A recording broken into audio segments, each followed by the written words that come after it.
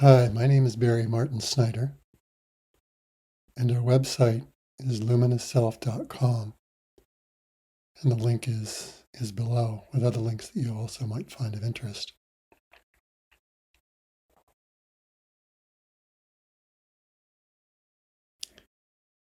The center of our work and the center of realizing the absolute truth of our individualized divinity is housed within the Soul Lotus, in the core of our being, just above the heart.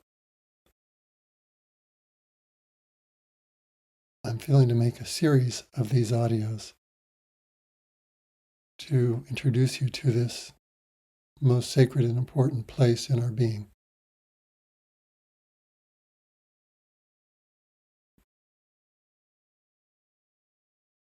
I'm guided today to tell the story of how I came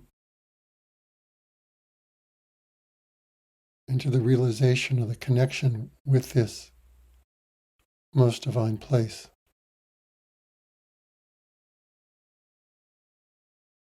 I go back to the days before this started, long ago, back in the 1970s. After having a fairly normal childhood, with also its wounds and issues that had to be addressed later in life, I went to the university, came out, and had no idea what I wanted to do in this world. There was nothing that pulled me. And yet I knew I had to go out and find my way. I was led by my grandfather, who was president of a small bank in southeastern Pennsylvania, into a job with a medium-sized bank in that area.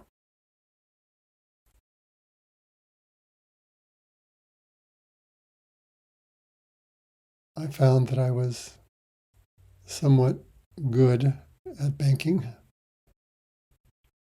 and began to osmose an identity that was based upon the cultural ideals. I believed it was about getting a good job, meeting the right wife, meeting the right woman to be your wife, getting a home, making money, finding your way in the corporate world. And so I pursued this. I had no other ideas or possibilities in my mind. I thought this was the way to be a fulfilled human being, to find your way in the world. But the more I walked down that path, the more things got gray. And my joy factor and my sense of the spontaneous nature that I had lived with waned. The harder I tried to live that model,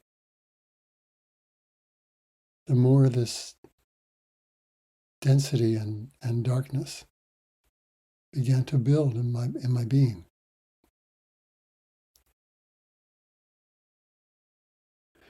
I got a job with a very large company, the largest subsidiary of Bank of America, and was transferred to Southern California. My wife then and I traveled out with glorious ideas of the incredible life that would unfold in the Golden State. After all, wasn't California the most exciting and enticing place in the country?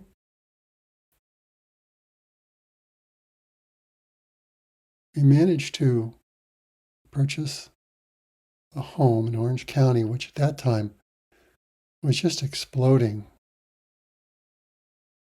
with development. Real estate was going up very, very fast. And we felt this was our opportunity to really create a wonderful life. We both had good careers. My wife was working for a major bank there, and I was working for the subsidiary of Bank of America. The price of our home was going up with every passing month. And we saw nothing but happy days ahead. One day we went out and got a little orange tree and planted it in the backyard. And when we planted it, we both remarked at each other with joy of wondering how wonderful our life would be when the first flowers appeared on it sometime in the future.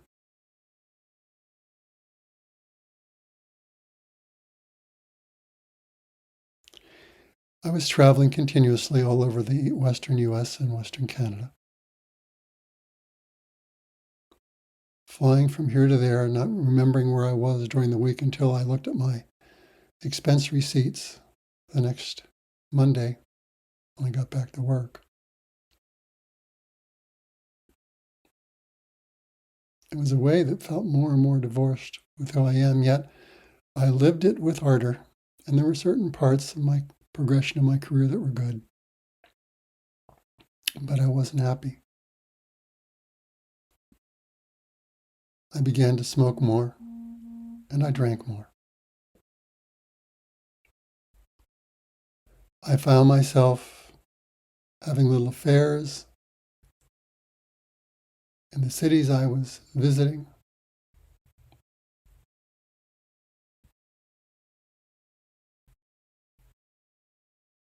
Not finding any real satisfaction, yet trying harder to live this American dream. One Friday evening, I came home from one of my week-long trips to find that my wife was not at home. She never came back.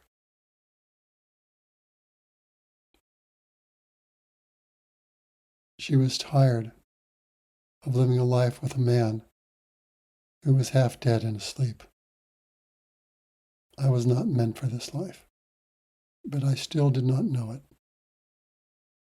So I refinanced the house with a second mortgage to pay her off and continued to press on. But the harder I tried, I would take 2 steps forward and I would get pushed back 3. Things weren't working out. I was up to 2 packs a day and drinking more.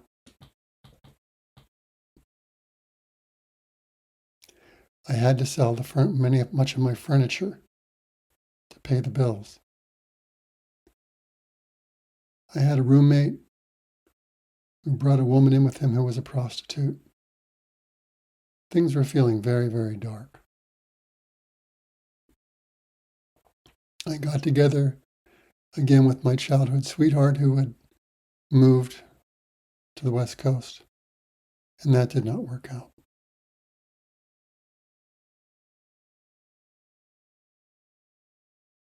I was miserable beyond anything I had ever known, suffering deeply. And yet I knew no other way out. One day I came home and sat on the floor of this now almost empty condominium.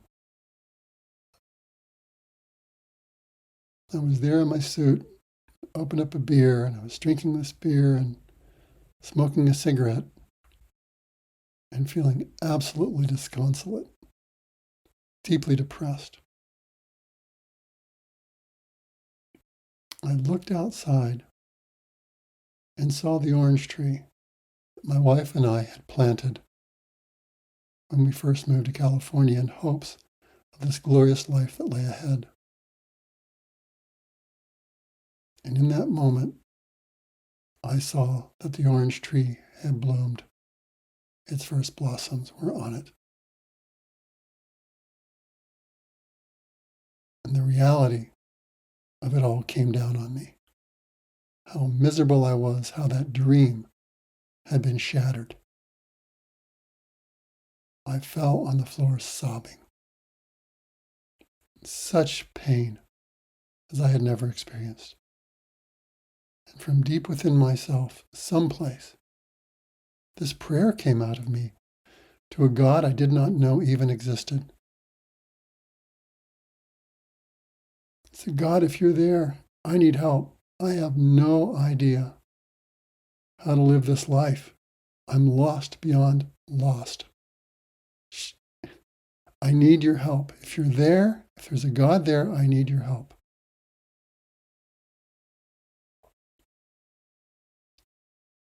Within a few weeks, I began to experience all the sensation just above my heart. It would come and go. I began to get worried because I thought maybe now I had a heart problem on top of everything else.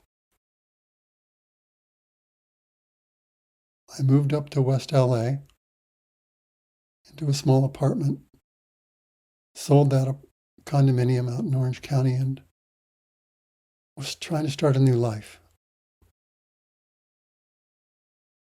But this excitation above my heart continued, and I began to become aware that there was some pattern to it.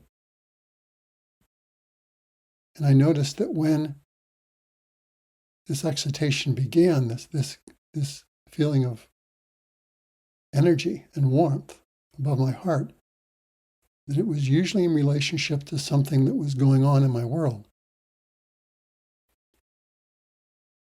I soon realized that it was communicating with me, that it was intelligent, and it was trying to guide me.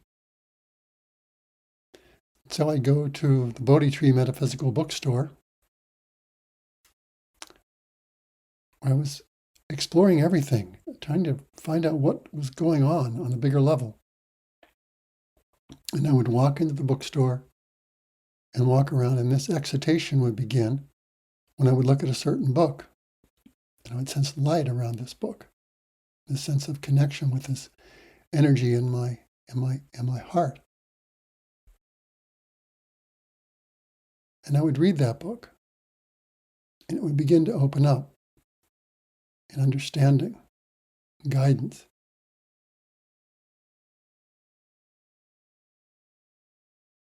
I felt the first rays of hope as I knew that what I had asked for was happening.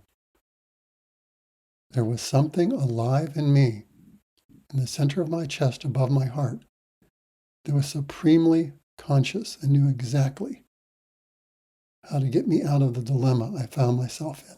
It was guiding me step by step.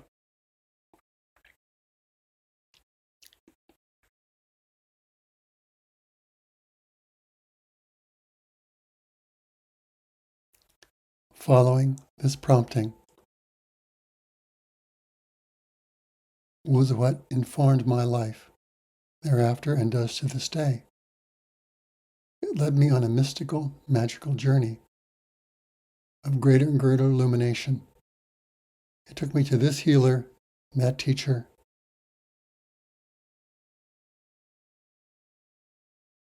and it began to open and go deeper. And as it did, my consciousness expanded. I had more insight and revelation, more knowing. I experienced hope. I experienced love. And it eventually led me to the point where I knew that I could not continue in the banking world, and I had to make a huge change. It told me, I knew that my soul would wither if I stayed there. And even though I was the youngest vice president, one of the youngest vice presidents in the history of the Wells Fargo Corporate Banking Group, making well in excess of 6 figures at that time in 1980, I knew I had to leave.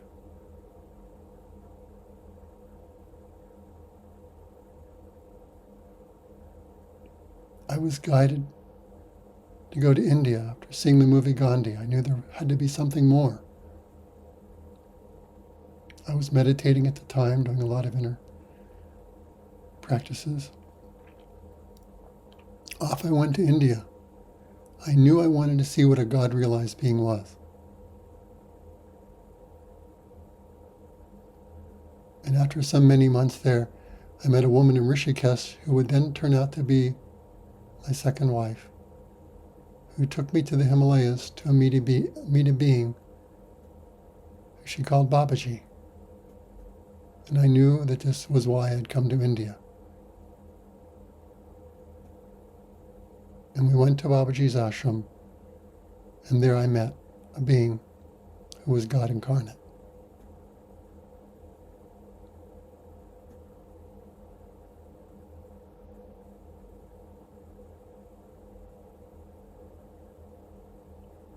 This was the path I was on for the next few years, which brought me back to the U.S. with my then German wife, who was to become a doctor, and we were living in Santa Barbara, California. I had gone back to the bank briefly to support us, but I knew it was all wrong.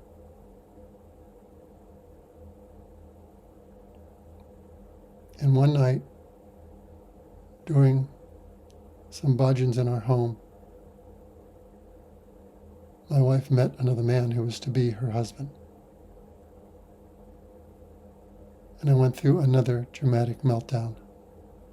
Pain and suffering like I had not ever experienced, for I thought this was the woman I was to be with the rest of my life. I was then led to the Hawaiian Islands. And I had had contact with the teachings of Dafri John, who later became Adidas Samraj. I was taken in a kundalini meditation process, which resulted in the full opening of that space above the heart, and the kundalini rising up through the chakras, out the top of the head, and then that space above the heart, which we have come to call the Soul Lotus, fully opened. And when it did, the realization, a direct experience of the living presence of God within my being as the inherent true nature of whom what I was realized.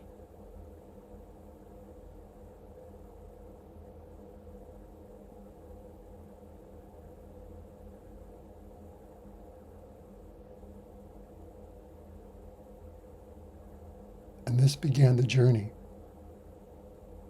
of deepening that God realization, deeper levels of enlightenment and illumination, and a path that would lead to the deeper realization and embodiment of that.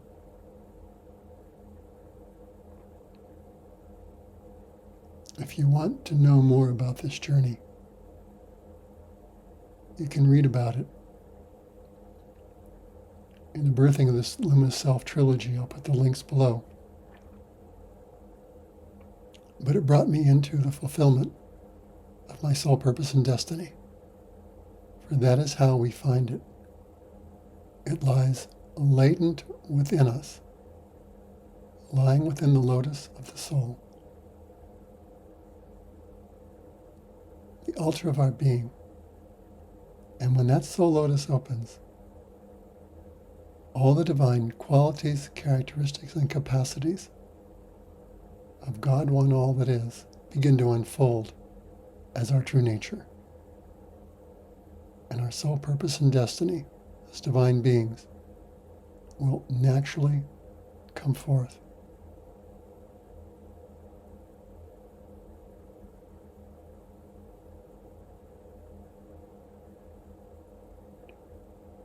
Humanity is now entering the stage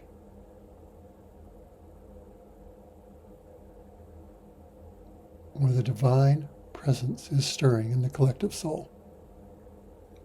The Soul Lotus, which is a bud at first like a flower that hasn't opened, and within it is a spark of the divine. But that spark is now activating. And when it does, just like a flower, the petals begin to open. Everything we're seeing around us is that process.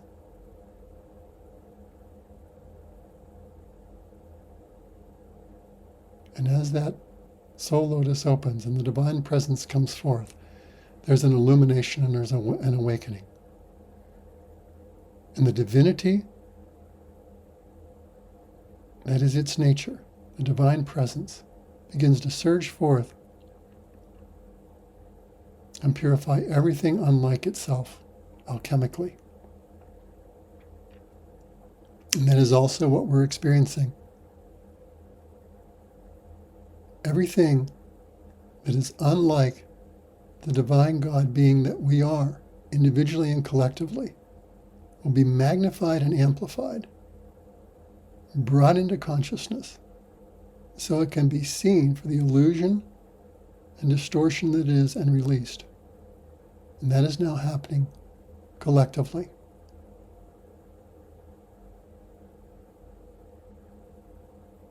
All we have to do is look, especially at the level of government, politics, major corporations, the power centers that we've developed. The materialistic things that we've come to value and worship that are not in alignment with our divinity. They're all up to be seen for what they are and not in alignment with who we are. This is going to proceed as this Soul Lotus individually and collectively opens. And the new will come forth. Souls are going to find their way into their soul purpose and destiny to move towards the creation of that new heaven and new earth that Christ Jesus talked about.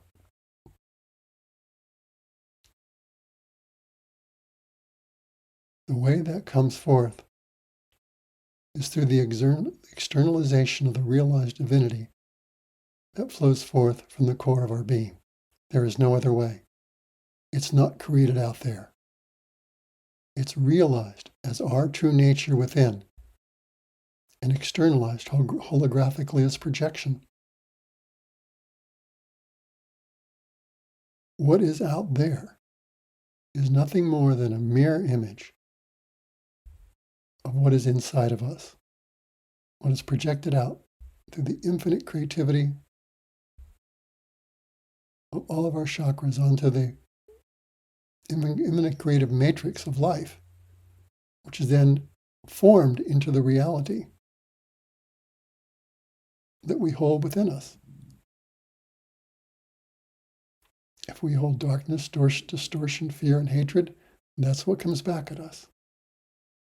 But when we find the God within, the divinity within, that necessarily will be mirrored back as the creation of a new species, a new illumined species, Homo luminous, living on a luminous planet, where unity, love, and light are the way of the reality. But there's only one way there. We have to realize it inside of ourselves as our true nature. And then it will be birthed through us as embodied, divinely God-realized, soul-awakened human beings. But it starts with that journey into the Soul Lotus to discover that divinity in each of us. If you would like more on this journey, our session work is about bringing people into communion with their inner divinity. Our website, luminousself.com, has much more information. There are processes and modules therein that you can access to start this journey. We are here to assist you in this in any way we can.